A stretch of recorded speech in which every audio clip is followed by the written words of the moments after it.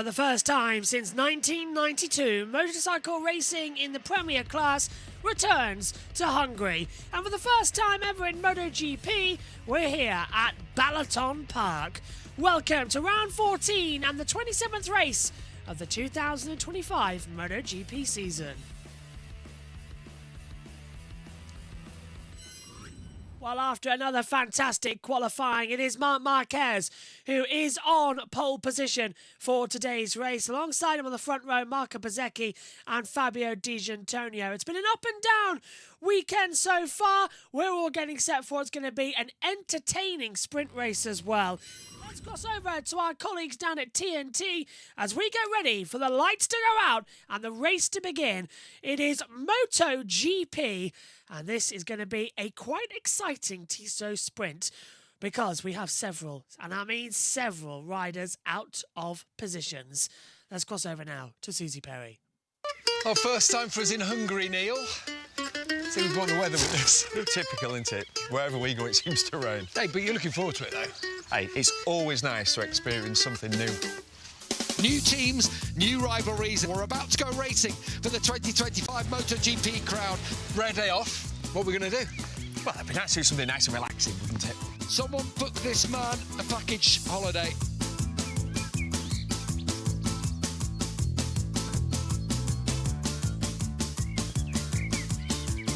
He needs to get himself on a sun lounger. It's always good as well, isn't it, to learn about the history of a place. All right, Dad. Marco's wait is over. Yes! France's wait is over. We have witnessed history here. Did you know that in the Cold War, this is where German families from either side of the Berlin Wall, they come and meet around Lake Balaton? Is that Pedro Acosta's bold? Pedro Acosta takes his first podium in KTM Orange. See, I'd prefer like a bit of an adventure. Let's get some adrenaline going. Oh, they almost touch coming out of turn 3. Bezzecchi's trying to squeeze him on the inside, but Marquez bravely hangs on to it, and he takes the lead. And just like Marc Marquez in Austria, Hodgson dominating here in Hungary. Out in front by himself, a class of one today, mainly because there's no one else on the water. Into turn 6 for Marco Bezzecchi, fighting back. We've got a race on our hands. Is he all right? Yeah! Neil? Yeah! Yeah! Don't leave me! Quite sad. Drink it in, Marc Marquez. Well, hopefully we can create some memories that last a lifetime, eh? True. History made by Marc Marquez once more, here at the Red Bull Ring.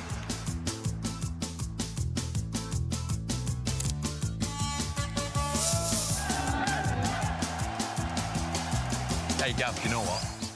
I think we're going to enjoy Hungary. They could have just left him on the lake, really. Hello, welcome to the grid here at Hungary. We've got Marc Marquez in pole position, Marco Bezzecchi in second, and a brilliant lap earlier from the man behind us, Fabio Di Giannantonio, to put his bike on the front row, Frankie Morbidelli on the second row. Got the boss with me, Uccio. Not a bad day today, Uccio. How do you see this sprint going? Yeah. Ciao tutti. I'm very happy about this weekend. We start in the right position, in the right way, because with Fabio we found the right setting for him, especially this morning. I speak before with Sylvain, and also with Frankie. We crashed 2 times yesterday, but.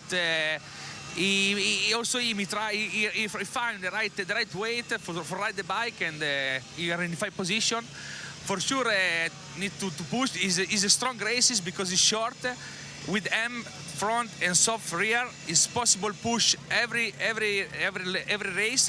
It needs to during the race need to push at 100%. Every lap. And every lap, exactly. I'm sorry, and we'll see what's happened. But for sure today.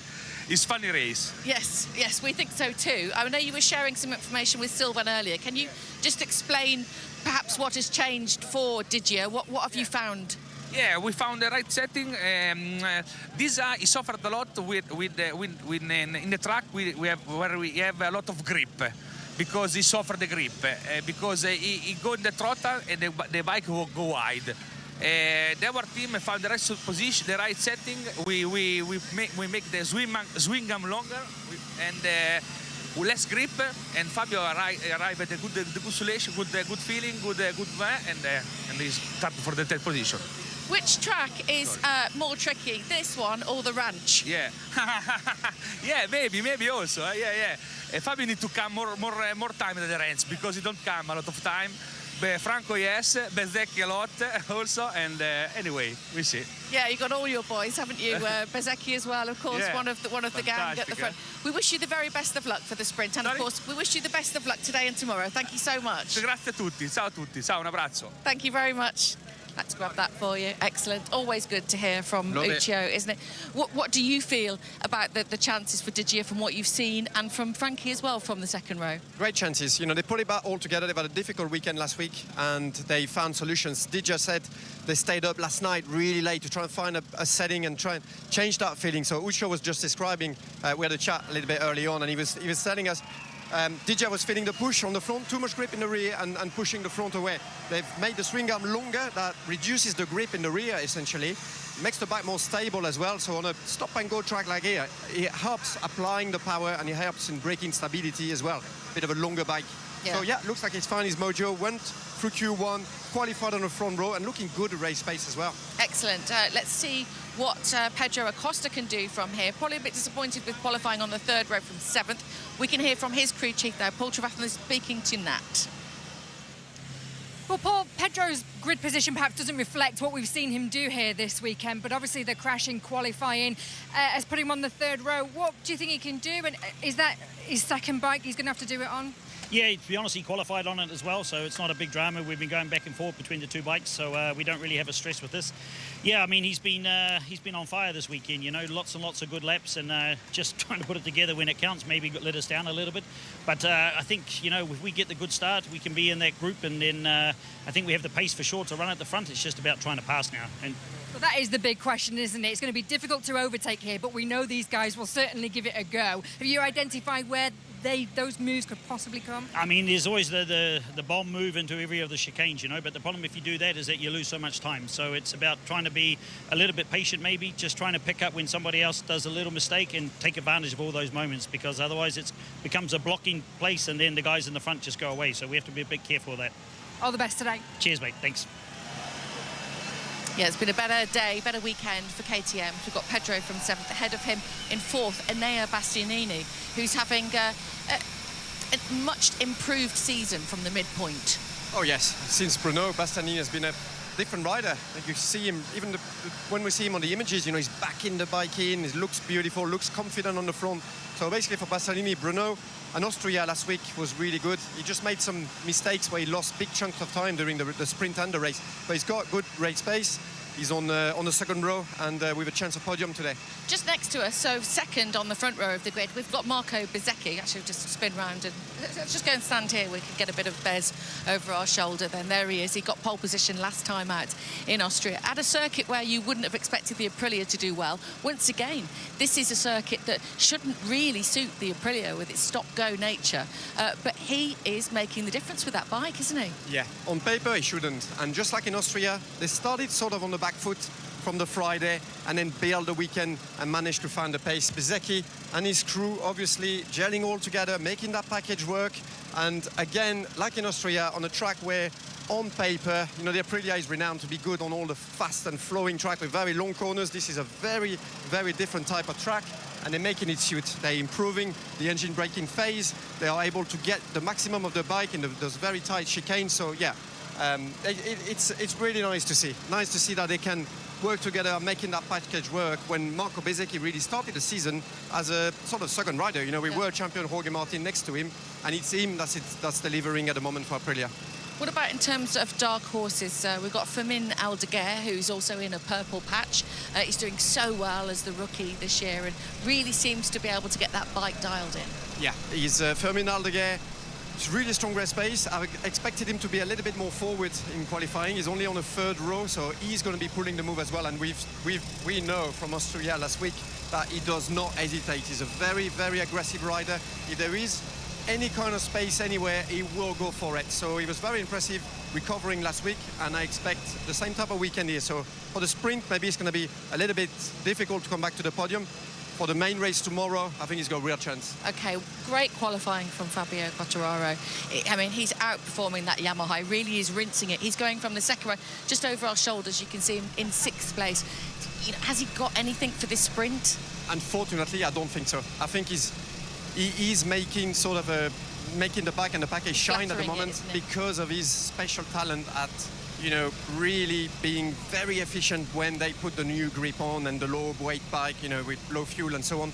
In race conditions, the Yamaha at the moment looks like it's on the back foot. In Austria, they really struggled last week. It was one of their worst weekends, let's be honest. And here, I feel like Fabio, again, is making that difference on the time attack, but for the race pace, it's going to be tough for them.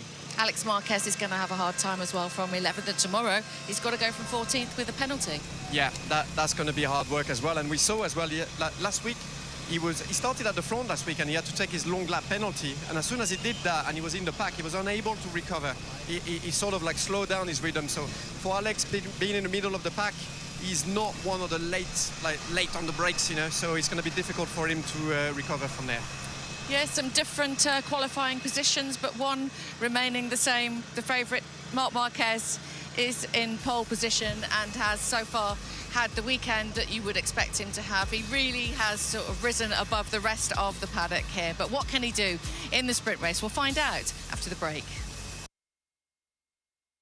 We really, really will. And what an interesting time it could be. Now, just taking a quick look at the order we have right now in terms of tyres, everybody has gone for medium front and soft rear tyres. Now, that has, I think, cooled the waters just a little bit as to what we could be seeing coming into today. But 23-degree air temperature, ground temperatures at 40 now, 10 km/h in the wind speed. So it's up and down a little bit as to what we could be witnessing. Megan Birch is walking now into the side of the commentary box, ready to get going. I think we're going to be in for a surprising and interesting event here. 13 laps ahead of us, which I don't know if Megan will agree, but it sounds unlucky for some around this circuit, where this morning we already had a huge accident in the Moto E, with Vieje having to be taken to hospital for evaluation. The latest we've heard from him is that he is conscious and he's been taken to hospital for further examination. We've heard nothing at the moment for Varga apart from that as well coming through. We're getting all set then for 21 laps ahead of us for the Tissot sprint around this interesting circuit. Let's head back over and join our colleagues at TNT Sport, starting first of all with Susie Perry as we get ready for the Tissot sprint to get underway. Welcome back to Balaton Park here in Hungary. This is round 14, just ahead of the sprint race. Marc Marquez is in pole position, but his teammate, Pecco Bagnaia, is all the way down in 15th place. You couldn't get two more different stories. Let's go to our commentators, then Neil Hodgson and Gavin Emmett. All set then for the first ever MotoGP race in Hungary since 1992 and the first at Balaton Park. It's the Tissot sprint, 13 laps ahead of us, where anything can happen. But one thing's for certain, Marc Marquez's domination looks likely.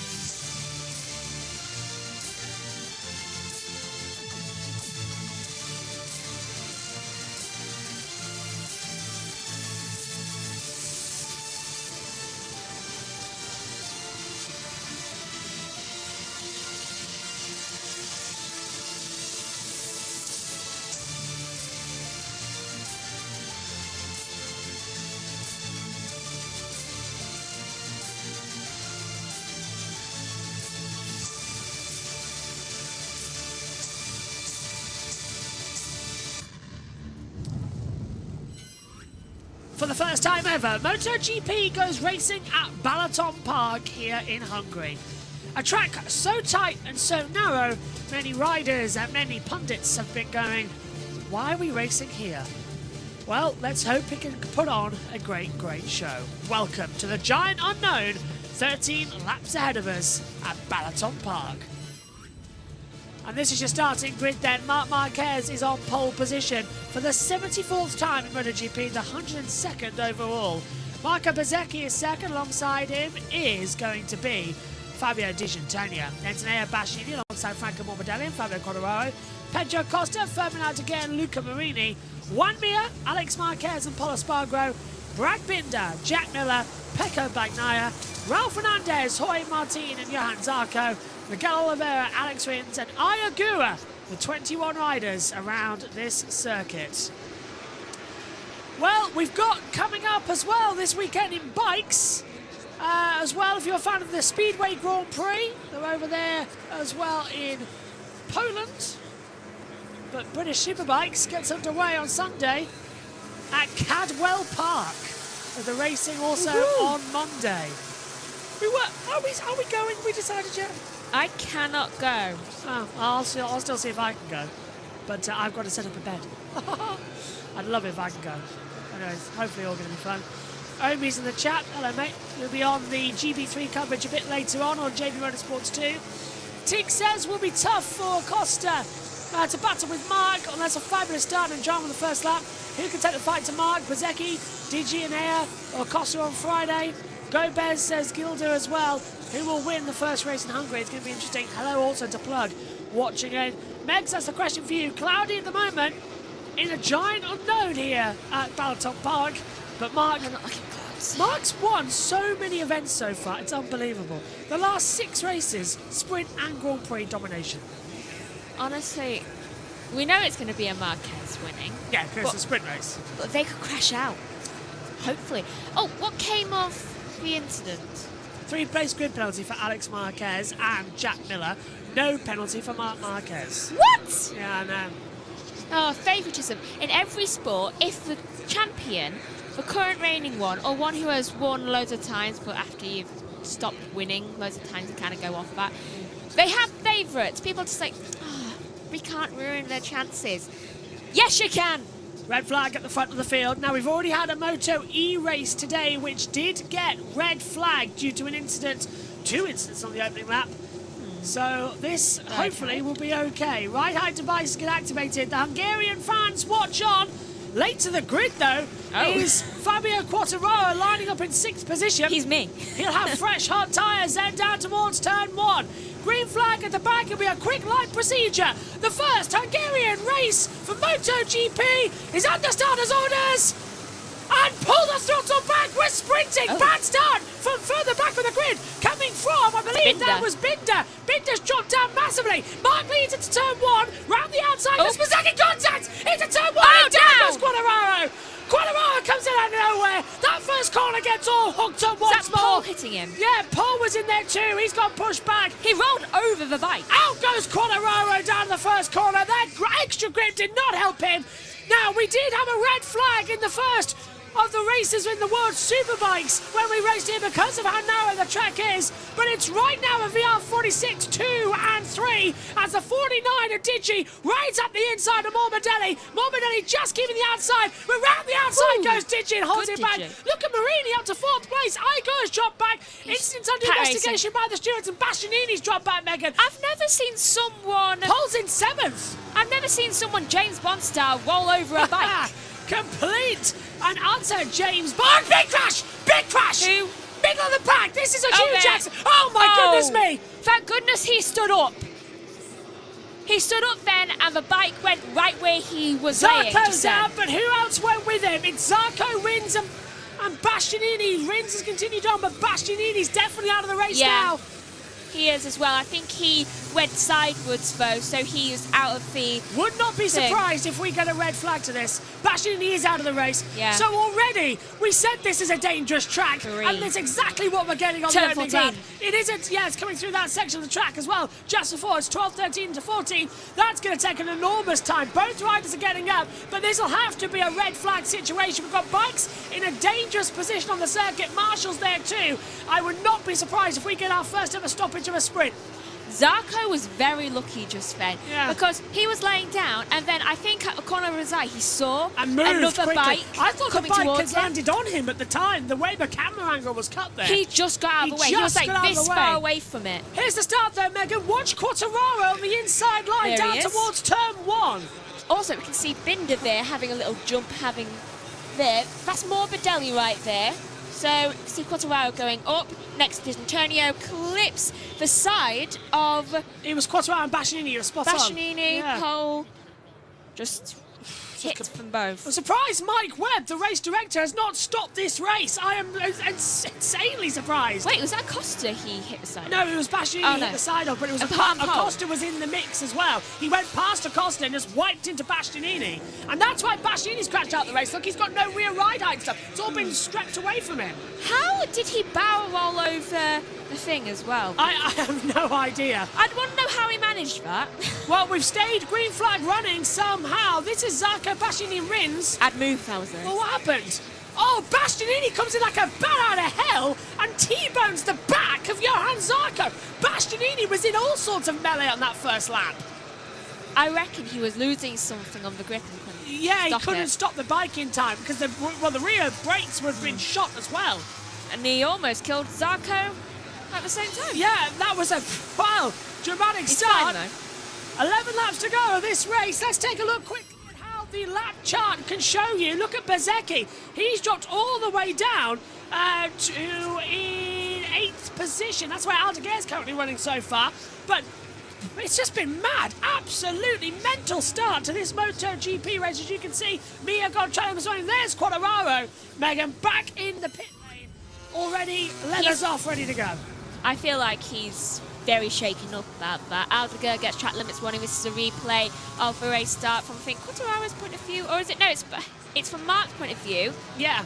He almost hit into Mark as well. You were right about him nearly. He did run into... Oh, you were spot on. He did run into Acosta. That's why Acosta down 11th place. You were spot on the outside. Because he clipped him first. Yeah, off, and then hit the back of Bastianini, Yeah, then he rolled over him. Yeah, spot on, Megan. Spot on. Look at the two Hondas. It's a KTM. Yeah, Marini's in 4th, Mia's in 5th, and they're still battling together. This is the highest the two Castrol Hondas have been in all season long. At first I thought it was Pole because Pole wasn't that far up, but then I realised that Acosta may have crashed out, but he still was high on the grid. I was like, oh, so it must be him. Bezzecchi's got ahead of Pol Espargaro as well, so that's been a little bit of a change around at the front. Marquez leads Digi by 8/10 of a second on lap 3 here at Balaton Park. There's got to be some questions about why are we racing here. That is incredibly dangerous, again. We haven't even had Moto 3 or Moto 2 yet. I think we're racing here to see whether we can race here. Yeah, kind of like... They're the guinea pigs. Yeah, let's do the experiment on humans to make sure it's safe for humans. Yes. It's just daft. Like, you lot have a chosen few. Don't die. Some of you may die, but it is a sacrifice I am willing to make. That's basically what Race Control are doing right now. It is, and it's not the first time that in any sport they have done that. Binder, track limits warning. There is Binder on the... Oh, he's last. He's into the pit lane anyway. Yeah. Ooh, I wonder if he had something. Ride height device failure, the way that bike sort of jumbled up at the start? Yeah, that would explain it, because he was having problems from the very beginning. Binder is out of the race, confirmed. Who else was he next to? Bagnaia, I think it was he was next to. And Aldeguer passes Mia for 5th place. I love what Simon Patterson's done here. Quartararo takes Bastianini wide in turn 1 with a stupid London crashing himself. Then Bastianini gets revenge on France by doing exactly the same thing to Zarco.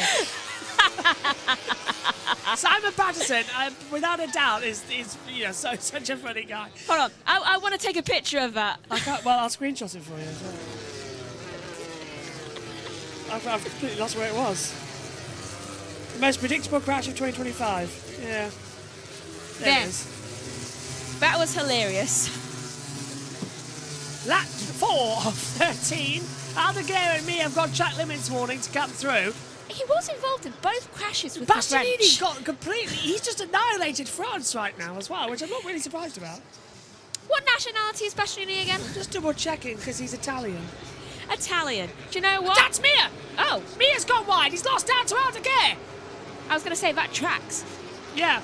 So Mia's gone wide and lost out a couple of tenths of positions. He's Medici. Mark Marquez then, who's dominated the last 6 events of MotoGP, winning both the sprint and the Grand Prix, is a second clear to Fabio Di Giannantonio. It's a Ducati 1, 2, 3, but Honda is 4th with Luca Marini, of all people, getting into the mix of things. Either way, Rossi is very happy right now.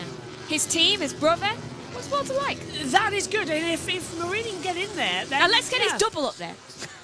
Yeah, just having a look through the middle field as well, because that is the other KTM. It's hard to tell who's in the battles. That's Pole, Alex, Martin, and they're on board now with Acosta, running in 11th position with Jorge Martin just ahead of him. KTM lost half of their riders. Cautiously, wildly accelerating. Oh, there goes Mark! Mark! Well, he just had a break. Was that a crash? That was overtaking off the track. Yeah, so Mark... Behave. Alex Marquez off the track. Mark still leading. Pole now jumps ahead into 8th position as well. Was that Alex doing the overtaking? Yeah, he went wide, so he's dropped out. Bad Alex. I think he's giving him the place back, though. Yeah. At least he gives the place back, though that was definitely off the track. Look at the position changes. Everybody's moved around dramatically, bar Marc Marquez. Mark's just like... Both incidents to be reviewed after the race. Oh, so Quartararo dive bombing Bastianini dive bombing Zarco. Yeah. Why Rins was involved in that, I don't know. I think it's only because he went off the track, yeah. What nationality is Rins? Spanish, on the top of my head. The Spanish getting just hit as... Spanish. What is it called? Spain knows Spain here on the inside line as well as Marquez gets back through and Acosta loses out to Jorge Martin. Martin gets it back ahead. Acosta's going to try and get the undercut. Exit turn 2, can't get him. And look at the traction from Pol Espargaro's bike. It's absolutely unbelievable as it tries to just literally shake him off mid-corner. Please don't break your MacBook. It's on a laptop stand, it's fine. I'm still not trusting you. Acosta down on the inside then, trying to get through on the inside. Still nothing going on the inside there as well. I'm double checking what... who was we talking about? Oh, Bastianini was in there too about Rins. It's here, Megan. Just look at my list in front of you. He's Spanish, born Barcelona. Literally right here in front of us on the stat sheets on the table. Look at Acosta. He's practically pushing Martin along. He's going for it on the inside. Beautiful move from Pedro. He's down again. He's down again. No, Pedro! He held on this time, and it was actually quite comical. Yeah, but he's been so consistent until today. Back on the bike. And now brings gravel all along as well. That's down the long lap loop. He's just setting a trap. Oh, my God. Isn't he Spanish? I mean, he's just getting revenge on the Italians. Just drops it on the inside of turn 11. Whee. You're right, though. He keeps holding that bike, even unless it's a high side, he physically has to let go. If it's a high side of the bike decides to do pirouettes, he decides this is enough for me. So Binder's out, Acosta's 17, so the highest KTM at the moment is Pol Espargaro, a man who is the wild card event. He's not even a permanent rider anymore, and he's the highest KTM. Do you know what? Just give the man a job again. Halfway in this sprint, and we've had more drama in the opening 7 laps in the past 7 races. Every time he's in a race nowadays, since he's like retired basically, he's just like, do you know what? I'm going to beat all the rest of the KTMs and just win. I will agree with you. The itsy bitsy teeny weeny anti-slip machine is not working. Yeah. What's it doing? I've seen more crashes in the past few weeks than I have ever seen before, and I see a lot of crashes in this. This bit here, the sweep coming through the back of the circuit through turns 8, 9 and 10, always reminds me of Mazzano, you know, where it cuts back through. Long lap penalty for Rins. Is that because he cut the corner? Could be, it's flashed up on our monitor. It would be, even though it's deemed as shortcut 10-16. Yeah. Bang on, that's where the crash was early on in the race. Because I saw you had to go right across the gravel. Alex has got it back out of pole. So Alex moves up into 8th. It's happening. Let's have a replay. Oh, this is a replay of the overtake. Alex on the inside and Marquez, through. Yeah, and then... Alex Marquez, of course, brother of Marc Marquez, to keep into it. He overtook correctly. Yeah. And on the track.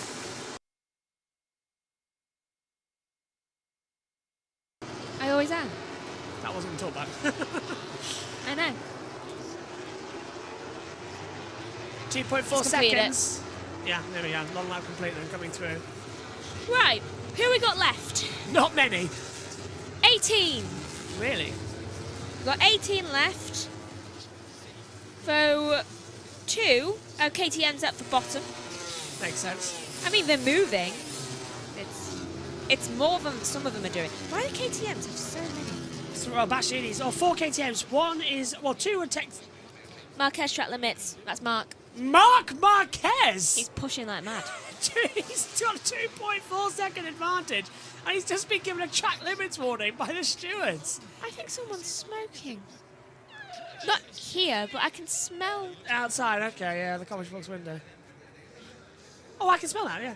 Barbecue time. Mark Marquez might be barbecued a little bit. Talk us through the start again, Megan. This is Digi's start procedure. He's going to get a great view of everything that happened down to turn 1. Okay, so Digi's just minding his own business, going up to the first corner, tries to go around the inside, immediately gets sandwiched and somehow avoids a crash between Quartararo and Bastianini and Acosta. I don't know how he managed that. Yeah, so look, Quartararo barrels of the back of Bastianini, also hitting Acosta at the same time, and he just dives on the inside of Digi. Do you know with like cats and dogs when owners go like this?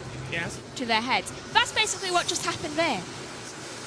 Lap 9 of 13, 5 to go. Mark Marquez leading. And he was quite cautious into the first corner there, actually, as well. I wonder if Mark's having to have a little bit Flashbacks. of a tyre pressure issue, maybe. Well, he doesn't want to get another track limit. Well, Mark has dominated so many events. That was beautiful from Miles again. Look at the traction he got mid-corner compared to Marini. That Ducati, best in the straights, best in the corners. Can he beat the Castrol Honda? Well, it depends whether he's remembered personal space. If he hasn't, then yes. Down the back straight we go, in towards turn 5. Hard on the brakes. Marini just keeps it to the inside line. Can't see Aldeguer getting a traction back. Joe, it's making my breath go a little bit, that smoke. You're right, whatever it is out there, I'm struggling to breathe. It's coal. I can smell it now. First I thought it was... We've got coal at the back of the commentary box. I was just checking that we're not on fire. I'll go double check. Yeah.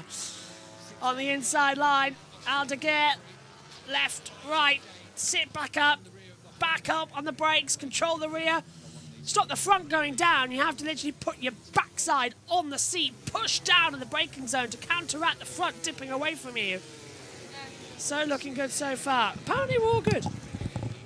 We're all good, but I can smell it, and I'm starting to wonder, is it someone barbecuing? But in this weather, I'm starting to wonder, is something actually on fire? Well, burgers are on the grill as well as it comes through. Down to that horrible, this chicane, the last one is horrible. I hate it. It's too quick. It's too much of a Formula 1 chicane. It messes everyone up. Out we go then onto the last corner, down the start-finish straight, 4 to go. It needs to be extended there, I'm sorry, but everyone risks going onto the green there. I do not like how thick the track is there. We're down to 18, but 2 of them may as well not be here. Yeah, because Binder's rejoined the race, by the way, everybody. So Binder has restarted, but I don't know why he's lap down. Coincidentally, right next to Acosta as well, so that says more about Acosta. Yeah, well, both of them had a horrible day so far. There's Davide Tardozzi, World Superbike champion, now in charge at Ducati alongside his colleague Gigi Dall'Igna, or Luigi Dall'Igna, but we all call him Gigi. Wow. Track limits warning coming through for Ralph Fernandez on our monitors up here in the commentary box. More Morbidelli we're looking at right now, and to get a He's nice little view of really Marini. He's going to get third. I Is he actually really gonna hope catch so. it? Thing is though, discount Mark Marquez, we've actually got an interesting battle for the race. I know. I did say that it would be unpredictable. I didn't expect it to be this unpredictable, though. I didn't expect it to be the normal Ducati, the VR46s, and then all of a sudden, Honda. Charlemagne puts out a good point here that Jorge Martin out of nowhere is in the points, and hello to everybody who's watching on as well. Aldeguer's doing better as well. Aldeguer's been outshining Alex recently. Marini, I don't know what it is, but he's just losing a couple of tenths mid-corner. Mia's also doing it. I think the tyres are starting to go. I agree. Bagnaia track limits. Well, 3 to go. Keep it in and you've got it. VR46s are loving life. But I tell you what, that person on the scooter, he's just looking to see someone if they crash. Just like, am I needed? Was that I'm surprised we didn't have a red flag, to be fair, at the start of the race. The race director, Mike Webb. We would have. Yeah, I'm very surprised. We would have, if not for Zarco's quick reaction times.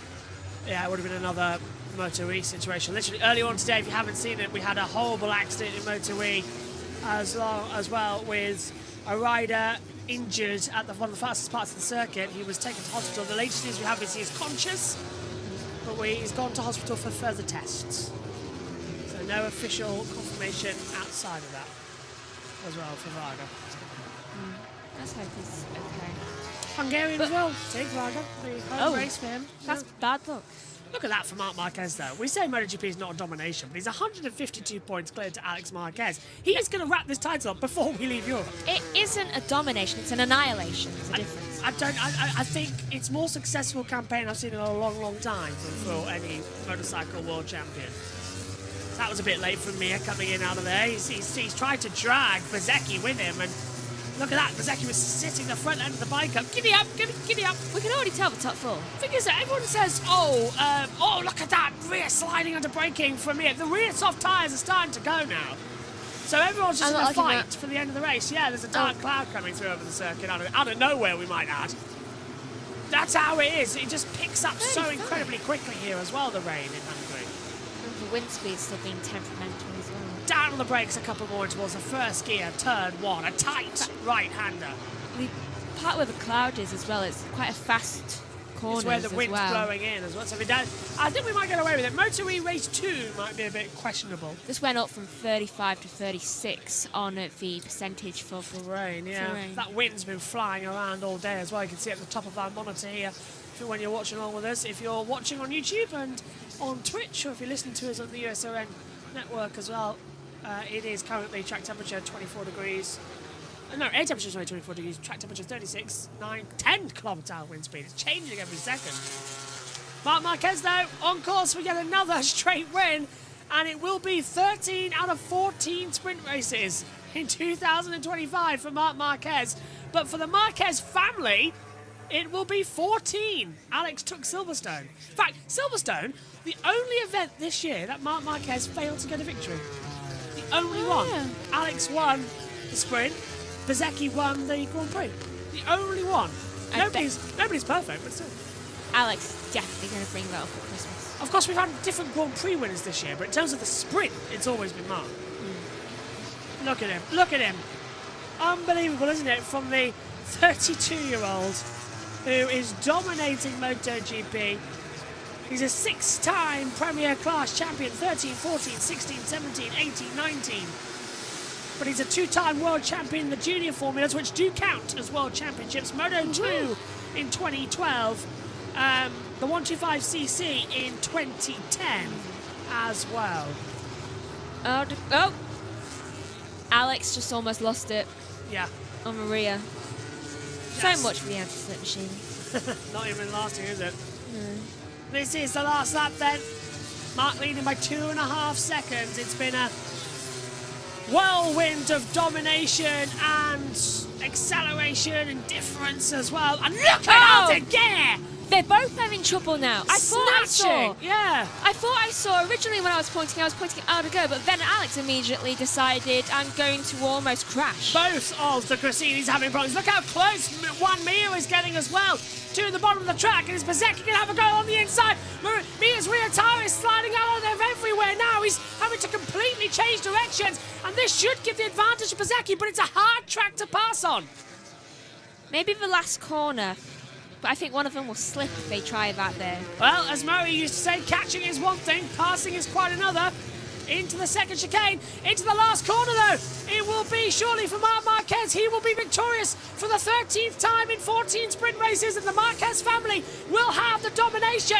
We come to a brand new circuit where on Friday he looked beatable. Come Saturday, it's the same old domination. The master is definitely on top of his game. Marc Marquez wins 13 out of 14 sprint races in 2025. Digi's in second, and in third goes for Franco Morbidelli with the VR46's domination. Well done to Luca Marini, who'll finish in 4th position as well. Aldeguer in 5th, Mir, Bezzecchi, Alex Marquez, and Jorge Martin picks up the last point in the sprint.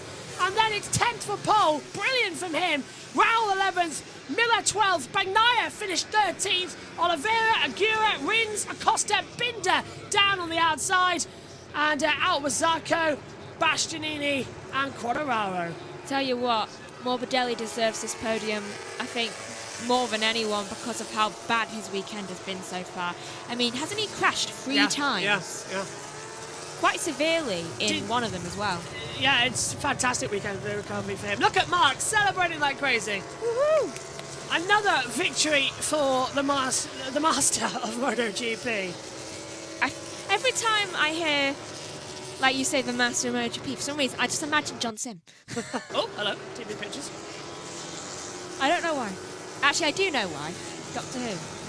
Sim. What a run for Luca Marini. P9 to 4. Oh, not too bad. Marc Marquez, though, wins again. Who else? Just who else but a Marquez? 14 out of 14 for the family. We'll stay with you for the podium ceremony coming shortly as well. But that was... So Marc Marquez, correct me if I'm wrong, let's take a look at the championship. Now leads by 152 points to Alex Marquez. We are going to be heading into the Europeans. We've got Catalunya, then we've got San Marino. Mark could wrap the championship up at the end of San Marino, before we even begin the flyaways at the end of September. I'd like that. Japan. It'd give him more open final bit of the season. Ducati, I think Mark always said, I would love to win the title in Japan. I ride for a Japanese bike. I would love to win it in Japan. And that he did it when he was riding with Repsol Honda. He won the 2019 championship there. And it was a fantastic party, celebration, all that lot. But to win it for a Italian team, you surely got to do it at the heart of Italy, in Rimini. Yeah. Yes, it's a San Marino Grand Prix, but it is, Valentino Rossi's hometown. It is so engrossed. And for Mark to win it there, the Valet fans hate him because of what happened in 2015. But I think they might like him a bit more. Yeah, it'd be a bit of a boost, wouldn't it? Yeah, they'll just be like, do you know what? We like him. Like him could be the option to come into it as well. I'd like him to do that as well because he likes symmetry. That's what I've noticed. Let's take a look at the lap chart then for this race after it was finished. And really, Megan, looking at that, I don't think we had a move for position since lap 8 onwards. Everyone stayed in position. I mean, Mark didn't even have to defend at all today. No, Mark literally went from grid to the end. But look, from lap 8 onwards, there was nothing on that monitor. Nobody moved at all. No one moved unless they dropped off. Great start for... Look at Martin, though. Started 17th, got up to 9th. Yes, he got helped up in the early stages of the race, but impressive progression. Final thoughts from you? I think the race tomorrow, given it's longer, will be a lot more chaotic. Worrying. Cheers, Megs. Let's head down then to TNT and rejoin our colleagues. A new venue for MotoGP, a new victory for Marc Marquez. The first ever sprint goes his way here at Balaton Park. 13 from 14 this season, and he adds Hungary to his hit list. Of course, he will start from pole position in the Grand Prix on Sunday. Unstoppable once more, nothing that Di Giannantonio could do from behind. Di Giannantonio in turn, as he just waves to his girlfriend back home, Di Giannantonio in turn, lucky to even be in the race after what we saw at turn 1. Yeah, it was so close. That is, you are threading the eye of a needle. Actually, Quattararo, you've got to give him credit for his skill level to let the brake off at the right time. Otherwise, it'd have been such a big impact and get through. It's got to a point now where Pecco Bagnaia doesn't go down to the garage and look miffed. He just stands smiling away because he knows this is not going his way this year. Good day for Honda. Very good day for Honda and very pleasing to see. 4th and 6th for Marini and Mir, backing up the form from Austria. Absolutely. Think of the work gone in there at Honda. Obviously, they've got the concessions, so they do a lot more testing. It's non-stop. There's a lot of money being thrown into that project. And it is really positive to see the results finally coming through. Luca Marini 4th, Joan Mir in 6th. This is probably the first top 6 that's been for Honda for quite a while. I may be wrong in that, thinking about maybe some of the wet races perhaps, but still encouraging. It's encouraging because they're getting through in qualifying, doing the business then when it comes to the race, holding their own. Ucho and then brace with Di Giannantonio. Up and down season for Digi, but look, he could have stayed in Q1 today. Yeah. He would not be here. No, I guarantee it. Absolutely not at all. I mean, I'm so pleased for him. Sits 5th in the championship. Quite a way off, sort of, Bez, who's in front of him, and then obviously Bagnaia, but... the top rider from Q1, stayed in Q1, in that one, I think it was Jack Miller in 12th place, perhaps, or... Yeah, Jorge Martin, actually. Jorge Martin got a good start, got up to 9th in the end. Was Luca on his CB? Yeah, he loves it. Yeah. He's a aficionado. Really good for Marini. He's come back from his injury. Faster. I know, it's almost like he needed that. Still yet to crash a MotoGP bike this year. Actually, I shouldn't say that, actually. You feel like I'm tempted. Not around here, anyway. Frankie with his dirty leathers. He's back, isn't he? Back on the box. That's his first podium since Qatar. Frankie, what a brilliant result for yourself, a brilliant result for the team. Yesterday morning started off in the worst possible way, but what a turnaround that is to end up on the podium. Just how proud are you to have turned it around like that? I'm really happy because today we had a really solid Saturday. We got back the rhythm from the injury, so I'm happy. It's a good Saturday for me, for the crew, for the team, for the whole team. Also, Dija did an amazing race. We were there behind Mark. We could see him. Really good. Let's see what we can do tomorrow. A great ride. Well done. Thank you. Good to see a smile back on Frankie's face. Obviously, had his injury after Sachsenring. Tough weekend in Austria, but back on the box, as I say, got the double podium in Qatar. 3rd place is there, and so a 2nd sprint podium for the year for him.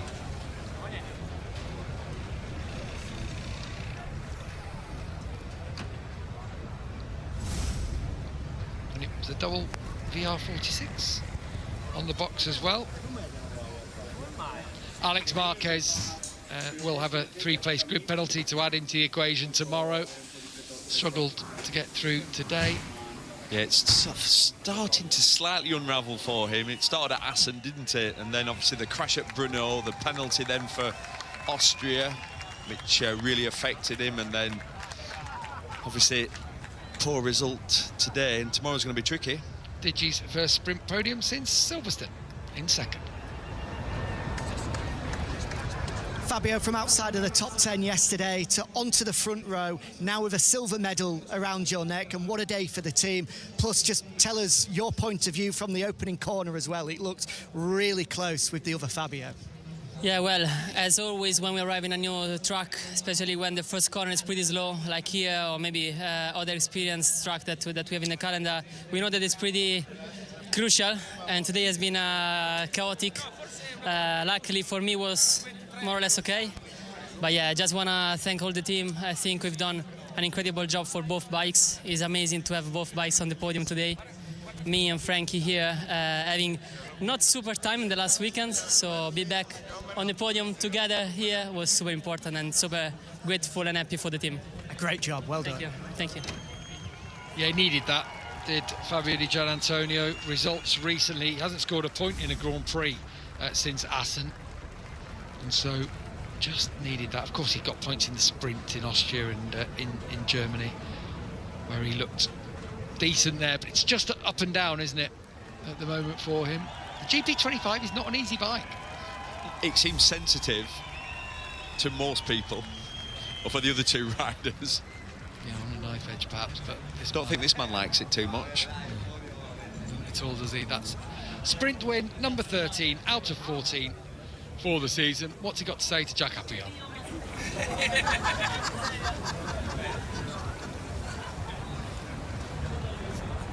Mark, huge congratulations. Sprint victory number 12 +1, and that one looked pretty straightforward, but it all came down to that opening corner. Could you hear what was going on behind?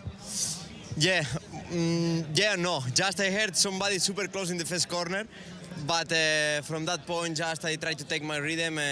First lap already I was riding in a very good way, and And then, yeah, just try to keep a constant pace. I saw that was enough to open a gap. So, yeah, happy. So now we need to analyze everything to understand the rear tire for tomorrow. But a part of that, we did a big step this morning. We were working super hard yesterday, and today I felt much better. A brilliant ride. Well done. Thank you. Thank you. Adds 12 more points to his account, on to 430 for the season for Marc Marquez. More of the same tomorrow. We'll just have to wait and see. For now, we'll take a breather. When we come back, we'll see the podium and all the reaction to another dominant win for Marc Marquez. What a absolute domination and a half it was, let me tell you. I can't emphasize how much this season has just been absolutely bonkers because Marc Marquez is dominating. Honestly, hilarious. New circuit, but old face on top once again, says Master Killer. Well, to be fair, that's quite ironic because that's what I called him earlier on, Marc Marquez. Star says MO93 as well. Hello, everybody listening in as well. Apparently there was loads of people who aren't a Marquez fan as well to come into it. Thanks for the stream. Pleasure, everybody. Pizza in there as well. Essel coming in. Hello, everybody. Our regulars are here. Hi, guys. With Sean and in there too. Sorry, I couldn't get to all your messages. They were coming in thick and fast throughout that race as well. Plug says here as well. Hello. Omi was there earlier on. Guys, honestly, love it. Love it, love it, love it. Everybody joining in was fantastic. 4.2 thousand viewers for this little watch along on a channel. It makes me love every single time. You are fantastic, honestly, each and every one of you, to come into it. Coming up shortly will be GB3 and the first race at Brands Hatch with Omi leading the commentary alongside Wes and Tom Cans.